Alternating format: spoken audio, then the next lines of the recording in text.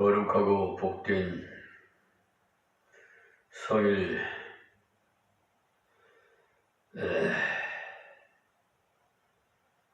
저녁 7시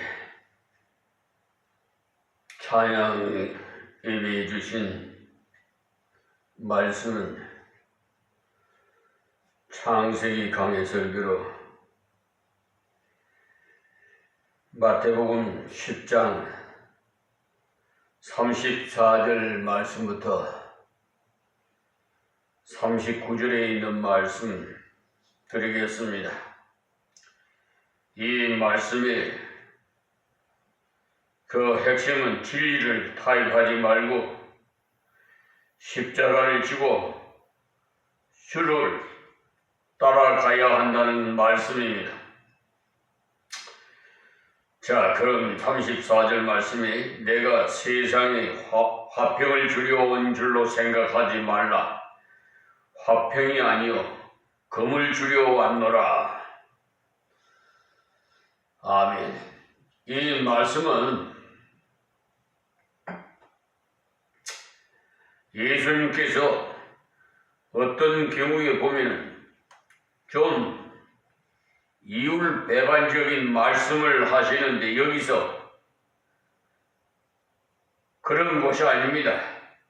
다른 곳에서는 자신이 화목해 하기 위해 오셨다고 말씀하시고 여기서는 화평이 아니요 금을 주려 오셨다고 하셨어요. 그러면 예수님께서 화목해 하기 위해서 오셨다는 것은 잘못된 말입니까? 그것은 다름 아닌 하나님과 원수되었던 우리를 하나님과 화목해 하기 위해서 오셨기 때문에 옳은 말씀입니다. 그러나 여기서 화평이 아니고 금을 주려 왔노라는 말씀에는 금을 주려 왔다는 말입니다. 무엇을 말하는 거냐 하면 곧 죄에 대해서 세상에 대해서 사탄에 대해서 예수님께서 금을 주려 오셨다 이 말씀입니다. 다시 말씀드려서 죄는 철저하게 처리하기 위해 오셨고 사탄은 철저하게 물리치기 위해서 오셨고 세상은 철저하게 구별되게 하기 위해서 오셨다 이 말씀입니다. 그래서 예수님께서 바로 이러한 뜻으로 자신이 금을 주려 왔다고 말씀하신 것입니다. 그러니까 우리가 예수 믿고 나서 세상 친구를 만나면 왠지 모르게 할 말이 없는 그것이 그렇게 되어야 정상인 것입니다. 그러나 세상 친구를 만나서도 마음에 깊은 진솔한 이야기가 거침없이 나오고 그리고 교회 성도 간에도 역시 그렇다면 무언가 한쪽이 좀 잘못된 것입니다. 그런데 이상한 것은 처음에 그렇게 천하고 그러니까 친하던 취미가 통하고 그랬던 친구가 예수 믿고 나니까 우연히 만나는데 할 말이 없더라고요. 그리고 다 친구가 다 떠나요. 세상 친구. 그리고 다시 새 친구로 다 만나게 해요. 세상 사람들은 서로 만나면 술 먹고 돈 벌고 여자와 엔조이하는 그런 소리를 하지요. 또 유행을 쫓아서 이리저리 힐쭉거리고 세상에 찌든 그런 속된 화제나 입에 오르고 그래서 그런 대화가 그렇게도 속을 후련하게 하느냐고 하면 뭘 그리 심각하게 생각할 필요가 있느냐고 합니다. 그것이 바로 인간이 무엇인가 망각해보자는 이른바 망각주의인 것입니다. 지금도 이런 망각에 사로잡혀가지고 제정신이 아닌 사람들이 참 많아요. 사탄은 인생에게 행복이라고 제시해 주는 것들이 바로 망각이 도피고 또는 방종이고 방임으로써 유혹하고 있는 것이, 그래서 알코올을 마시고 힐로폰을 맞고 코카콜린을 먹고 하는 것이 말초신경을 마비시켜가지고 환각 증세를 통해서 무의미한 공허를 잃게 보자는 것입니다. 그러니까 공허를 얻어서 아주 그냥 딴 세상을 살아보겠다는 거죠. 그래서 그런 환각제나 알코올에 일단 중복이 되면은요, 신체의 모든 기능이 자제력을 잃고 점점 더 많이 환각제를 요구하게 돼가지고 마침내는 폐인으로 전락되고 말이에요. 그래서 처음부터 마귀는 우리의 목숨을 요구하는 그런 것을 하지 않고 단지 한 대만 피워봐라, 한 잔만 마셔봐라, 한 대만 맞아봐라, 뭐 이렇게 나오는 거예요. 그러니까 처음부터 인생 전부를 내놓으라고 하면 거기에 따라갈 사람 어디 있겠어요? 그렇기 때문에 한 번만 양보해봐라, 한 번만 이런 실로폰을 한번 맞아봐라, 술 한잔 먹어봐라, 담배 피워봐라, 이렇게 마귀들이 미혹을 해요. 여기 예수님께서 화평이 아니고 검을 주려 왔노라고 하신 말씀은 다른 게 아니고 죄에 대해서, 세상에 대해서, 사탄에 대해서 예수님께서 도전하려 오셨다, 이 말씀이. 그것이 바로 우리들로 하여금 하나님과의 영원한 화평을 얻는 길이기 때문에 그 길을 하나님께서 예수님을 통해서 보여주신 것입니다. 그러니 그리스도께서 오신 것은 인간으로 하여금 하나님과 올바른 관계를 얻게 하기 위해서 오신 것이죠. 이것이 바로 하나님과의 관계에서 화평을 주려 오신 겁니다. 그러므로서 그리스도께서 복음을 주신 대로 받아들일 때는 하나님과 사이에서, 그러니까 평안을 누리지만 그것을 대적하는 자들과의 사이에는 바로 투쟁이 시작돼요. 지금 보세요. 막 투쟁하고 서울 서부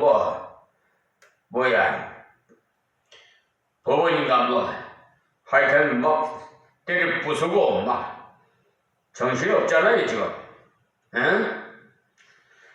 그러니까 복음을 믿지 않고 배척하는 사람들과 그때부터 투쟁이 시작돼요.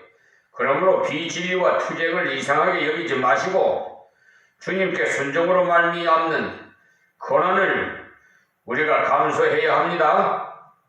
그저 예수 믿어도 타협하면서 적당하게 믿으면 별로 핍박이 없습니다. 그러니까 한 잔 먹자고 하면 먹고 절하라고 하면 절하고 이런 식의 타협적인 자세로 예수를 믿을 경우에는 아주 폭넓은 융통성이 있는 사람으로 봐주는 것입니다.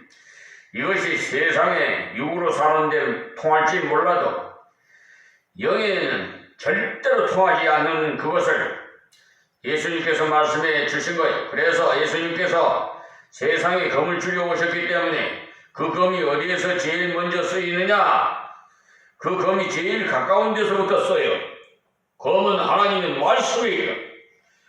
자, 35절 말씀에 내가 온 것은 사람이 그 아비와 딸이, 어미와 며느리가 시어머니와 불화하게 하려 함이니 그랬어요. 그러니까 여기서 보면 분명히 사람이 그 아비와 딸이, 어미와 또 며느리가 시어머니와 이렇게 불화하게 된다고 하는 것을 보면 자기와 가장 가까운 가정에서 불화가 일어난다, 이 말씀이. 아마 여러분들도 그리스도 안에서 정말 그리스도의 자취를 따라서 걸어가면 경험하게 되는 것이 바로 이 말씀이에요. 심지어는 함께 예수를 믿는데도 예수를 하나님 말씀대로 믿는 사람과 또 그 다음에 적당하게 믿는 사람과 같이 있을 경우도 역시 이런 현상이 나타납니다. 너는 왜 그렇게도 신앙생활을 특별하게 하느냐? 옆집에 보니까 교회를 다녀도 술도 잘 먹고 주일날 낚시질도 가고 하는데 너무 아무것도 하지 말고 삭막해 무슨 재미로 사느냐? 그렇게 합니다. 이렇게 복음을 옳게 믿지 않는 사람들도 그런 사람들이 있어. 복음을 바로 믿는 사람들은 세상에서 구별이 잘 안 돼서 많은 고충을 당할 때가 참 많아요. 가만히 보면 실제로 복음을 더욱 방해하고 피해를 주는 사람은 저 바깥의 세상 사람들보다는 예수를 믿는다고 하면서 예수의 말씀대로 안 믿는 사람들이 제일 문제거리예요.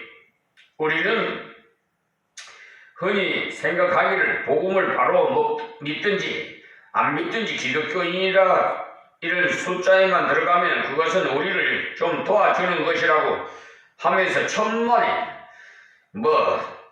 몇천만 숫자를 보고 놀라운 현상이라고 말하는데 절대 그렇지 않습니다.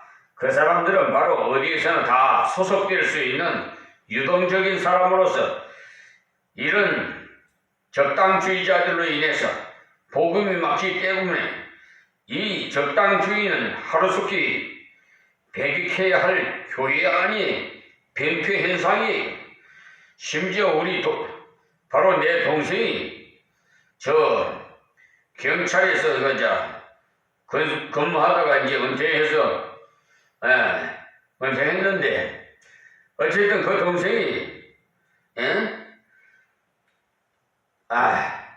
교회도 나가고 절에도 나가고 하면은 곱빼기로 복을 받지 않느냐고 이런 따위 소리를 하고 있어요. 그러니까 재수씨가 절에 가니까 아주 그냥 골소분자에 그러니까 그냥 여기만 왔다 하면 형한테 왔다면 가정불화가 일어나가지고 이혼하라고 그러는데 이혼하자고. 그러니까 형님 난 이혼하기 싫으니까 형님이 이해해 주세요. 그래요. 뭐라고 하겠어요? 아니야 알았다. 기도해 주마. 그리고 말씀. 교회 안에서도 회의할 때 하나님 말씀대로 믿지 않는 사람들이요. 다른 교회는 안 그러는데 유독이 우리 교회만 성경 합니까? 너무 그러면 곤란합니다. 이런 소리를 예사롭게 하는 사람이 있어요. 그러니까 무엇이냐? 성경대로 안 믿는 사람은 죄에 대해서 메스를 댈 수가 없어요. 그리스도 안에서 그리스도의 말씀을 따라서 그리스도의 자치를 얻는 그 사람은 가장 가까운 데서부터 이런 메스를 되어야 하는 일이 일어난다 이 말입니다. 여기까지 읽어보면 어때요? 예수 믿는 것이 편안한 줄 알았는데 큰 일이다 이렇게 생각되지요. 그렇기 때문에 자신은 죽어야만 되는 것입니다. 여기 사람이 그 아비와 딸이 어미와 며느리가 시어머니와 불화하게 한다는 것은 대적하고 싸운다는 것이 아니라 조화가 안 된다는 것입니다. 그러니까 자기가 많이 죽어야 되겠지요. 우리가 복음대로 걸어가기 위해서는 철저히 자기에 대한 죽음이 필요합니다. 무슨 말인고 하면 복음대로 걸어가기 위해서 자기 주장을 다 버려야 될 때도 있고 자기가 소유한 특권을 전부 포기해야 될 때도 있고 자기가 받는 대접도 전부 포기해야 될 때도 있다는 것을 아십시오. 그래서 신앙생활 너무 진실하게 하는 시어머니가 며느리로부터 제대로 대접을 못 받는 것을 보는데 또 돈을 들이면 교회에 갖다 바친다고 용돈을 잘 안 준다는 것입니다. 그런 것을 보고 두려워하지 마십시오. 그러던 며느리가 결국은 정말 예수를 바로 믿는 자가 자기가 시어머니를 인정해 주게 되는 날이 돌아옵니다. 바로 우리 어머니가 진짜 예수꾼이다. 정말 예수밖에는 모르는 분이다. 거기에 뭔가 있는 것이 분명하다. 이렇게 생각하고요. 그래서 철저하게 타협지 마시고 말씀대로 살면은 안 믿는 며느리가 싸우기는 싸워도 나중에 자기 마음속에 그런 생각이 남아있다는 것이 이것이 다름 아닌 증거가 됩니다. 자, 36절입니다. 사람의 원수가 자기 집안 식구니라. 참으로 이 말씀 여러분 깊이 새기십시오. 이 말씀은요, 구약 미가서의 7장 6절에 있는 말씀을 예수님께서 인용하신 말씀인데, 그러니까 이것을 신약에서 예수님께서 처음으로 말씀하신 것이 아니라는 것을 아십시오. 이것은 바로 신구약을 통해서 모든 진리는 다 동일한 원리를 가지고 있다는 것을 말해주는 것입니다. 그러니 우리가 하나님 말씀대로 걸어갈 때 특히 집안 식구가 원수가 되는 것은 제일 가까운 데서부터 딱 끌어잡아 당김으로써 이겨나가기가 가장 힘이 든다는 말이, 멀리 떨어진 다른 집 사람들이 욕하는 것은 별로 민감하게 와닿지 않지만은 한 주거 공간 안에 있으면서 계속 부딪히니까 가장 견디기 어려운 대상이고 가장 상대하기 힘든 대상이 됩니다. 그러니까 자기가 죽고 그리스도가 살아난 삶을 살아야 되지요. 그런데 그렇게 자기가 죽고 섬기고 희생하고 그리스도의 자취를 따라 걸어가게 되면 하나님이 심령을 붙잡아 주셔서 심령을 어찌 그리스도 편안한지 모르는 놀라운 경험을 할 때도 있습니다. 그러나 정면으로 대적하고 달려들고 예수 믿어도 가만히 있으면 안 된다고 하면서 할 말은 다 하고 살아야 된다고 하면서 육적인 투쟁을 전개해 나가면요, 평생을 가도 복음이 가족에게 전해지지 않는 것입니다. 아무리 나의 잘못이 없더라도 할 말은 다 하면 안 되는 것이죠. 우리가 죽고 죽는 데서 열매가 맺는 것이 한 알의 그 밀알이 땅에 떨어져서 완전히 죽어야만이 많은 열매를 맺는다는 것을 아십시오. 한 집안 식구로서 믿지 않는 자는 가장 상대하기 힘들기 때문에 그만큼 많은 자가 부정이 필요한 거죠. 그래서 결론에서 그것이 절대 육으로 싸우라는 뜻이 아니라는 것을 말씀해 주는 것입니다. 다음 37절 말씀입니다. 아비나 어미를 나보다 더 사랑하는 자는 내게 합당치 아니하고 했어요. 이 말씀은 바로 그 사람들과 상대해서 싸워서 대적하라는 그 말이 아니고 그들의 비판과 욕설과 이런 모든 불이익을 주님을 사랑하기 때문에 감수하라. 그 말씀이 정말 주님을 사랑하기 때문에 주님 말씀을 순종하기 때문에 핍박을 당하라는 것입니다. 그렇다면 그것을 주님과 나와 같이 하는 삶이라는 그것을 강조해주고 그 다음 절에는 그것을 확실하게 드러내주는 그것을 알 수가 있어요. 그러니까 우리가 자신이 복음을 깨닫고 가장 먼저 증거하고 실천하는 것이 가정이기 때문에 가정에서 불화가 일어날 수도 있다는 것입니다. 그러니까 가정에서도 가만히 있지 않고 자꾸 예수를 믿는다고 드러내면서 복음을 전하니까 싸움이 일어난다는 말. 그리고 주님을 가족보다 더 사랑함으로써 순종의 길로 가야 하는 것입니다. 가족이 아무리 귀하지만 주님보다는 덜 귀합니다. 그 때문에 가족에게 복음을 전하는 것은 한번 척 전해보고 거절한다고 우리가 포기해버리는 그 상태를 그대로 유지해서는 안 됩니다. 그저 줄기차게 복음을 드러내서 끌어당겨야 합니다. 그러면 그들이 성도된 가족을 미워서 죽을 지경에 이를 겁니다. 그래도 계속 아버지 예수 믿으십시오. 저는 믿더라도 예수는 믿어야 합니다. 이렇게 계속하면 집안은 북적북적 계속 분쟁이 일어나고 소란은 일어납니다. 그러나 어느 면으로는 저게 뭐가 그렇게도 좋아서 내게 겉으로 호되게 당하면서도 계속 예수를 믿으라고 하는가, 무엇인가 있기는 있는 모양인데 한번 가볼까? 그렇게 반대하던 내가 염치가 있지. 그러나 한번 되게 아프면은 간다고 할까? 마음속으로 이런저런 계획이 많이 일어나는 것입니다. 특히 마음이 공허할 때 말이에요. 그러다가 어떤 결정적인 문제에 부딪히게 되면요, 얘야, 내가 이제는 교회에 나가야겠다 하는 경우를 볼 수가 있어요. 저희 육신의 부친이 그랬어요. 우리 육신의 부친은요, 김씨 김수로 왕의 38대 손인데 제가 39대 손이고, 근데 문중이를 보셨어요. 그래서 시제를 드리고 제사를 지내야 하기 때문에 내가 눈에 흙이 들어올 때까지는 나보고는 예수 믿으라 하지 말라고 그래요. 먼저 앞서서 말해. 내가 가면은 그냥 위에서부터 막 짓누르는 것 같대요. 굉장히 좀 압박감이 가는가 봐요. 그런 말씀을 하시게 돼요. 제가 언제 아버님께 그런 말씀 했습니까? 그랬더니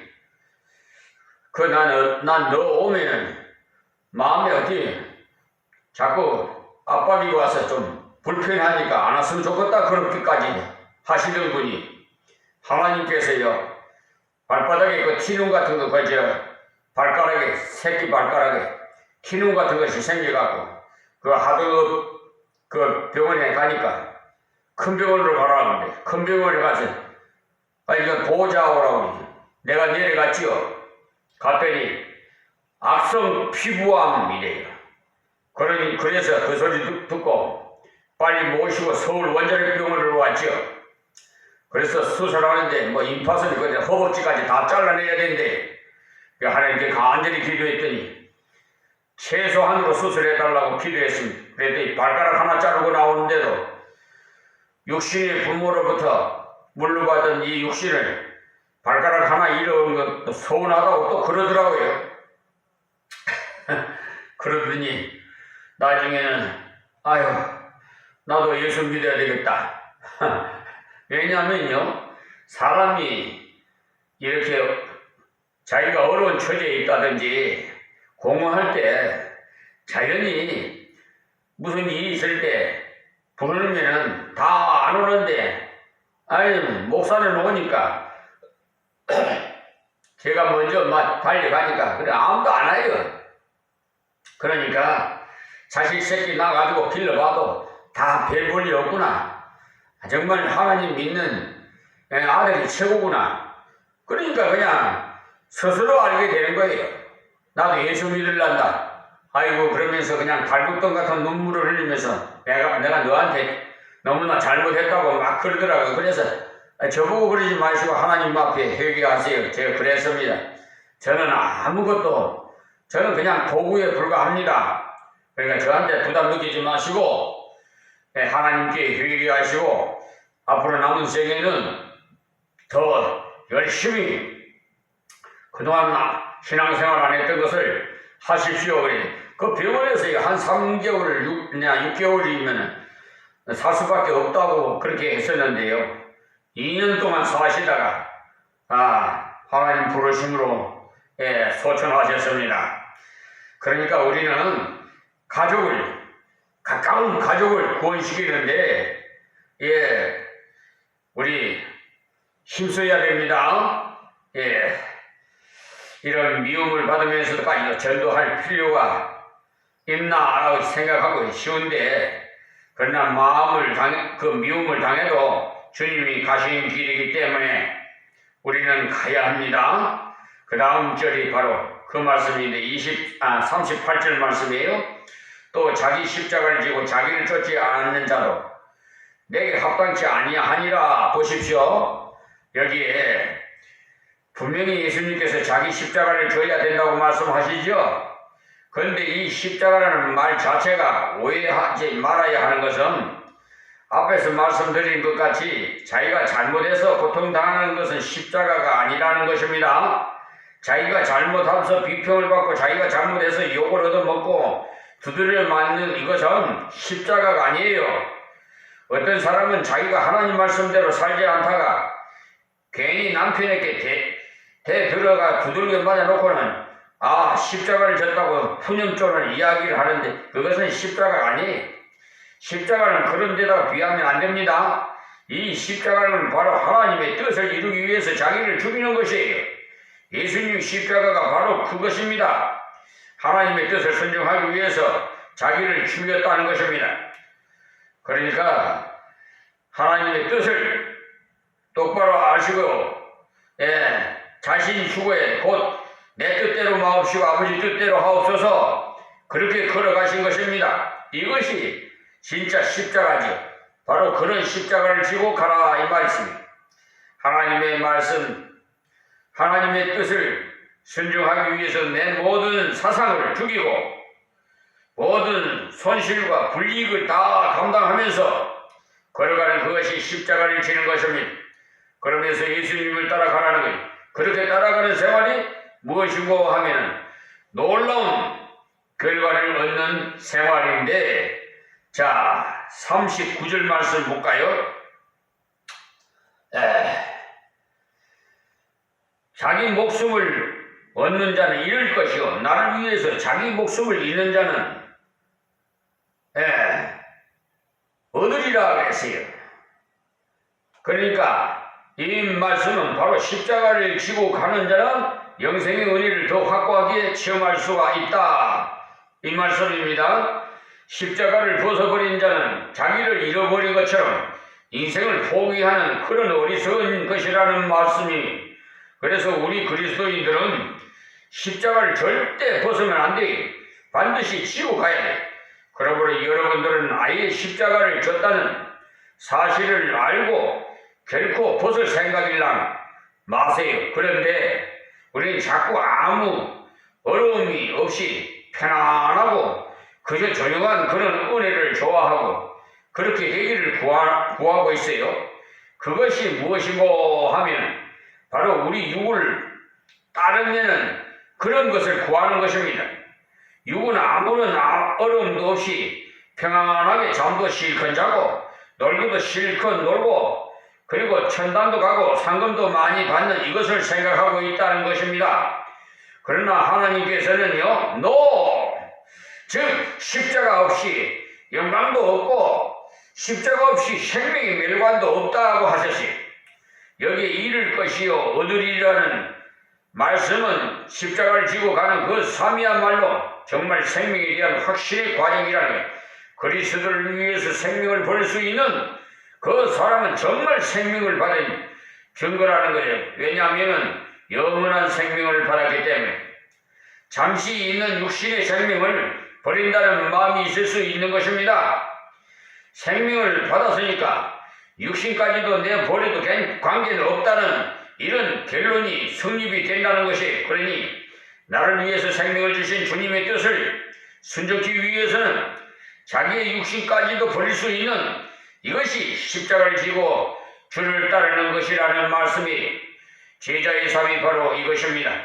이제 앞으로 제자의 길에서 바알세불이라고 욕하기도 하고 죽이기도 한다고 했는데 이런 사람만 있는 것이 아니라 이제 영접하는 사람도 있다는 것을 이어서 가르쳐 주십니다. 대접하는 사람도 있다는 사실을 깨닫게 해 주시니까 우리는 감사한 거죠. 사막이 삭막하지만 가다가 보면 오아시스가 있기 때문에 정취가 있고 멋이 있어요. 그러니까 여기 우리가 하나님 말씀대로 척척 걸어갈 때 한해서 그렇다 이 말씀입니다. 오늘은 여기에서 말씀을 맺겠습니다. 하나님 감사하고 고맙습니다. 하나님 말씀이 어찌 그리 밝고 오묘하신지요. 아버지 하나님, 이 말씀 받는 자마다 은혜 충만해서 하나님 앞에 헌신하고 봉사하고 하나님의 명을 받아 죽을 때까지, 주님이 부르실 때까지 주신 복음의 사역을 감당할 수 있도록 은혜를 베풀어 주시옵시고, 저 불쌍한 마귀 사탄의 미혹당 저들도 불쌍히 여기시다 구원해 주시옵소서. 이 나라에 평화를 주시옵소서. 평화를 주시고 아버지 하루속히 치유하여 주셔서 봉합시켜 주시옵시고 남북이 평화 통일이 이루어지는 그날이요 하루속히 돌아오게 해 주셔서 세계에서 가장 살기 좋은 하나님의 복을 받는 그 증거가 이 대한민국에서 일어나게 하여 주시옵소서. 예수님의 이름으로 기도하옵나이다. 아멘. 할렐루야. 하나님 감사합니다. 오 주야.